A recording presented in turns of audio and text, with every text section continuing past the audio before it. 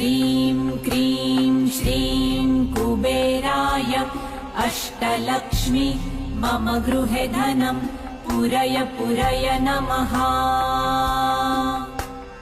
ॐ ह्रीं श्रीं क्रीं श्रीं कुबेराय अष्टलक्ष्मी मम गृहे धनं पूरय पूरय नमः। ॐ ह्रीं श्रीं क्रीं श्रीं कुबेराय अष्टलक्ष्मी मम गृहे धनं पूरय पूरय नमः।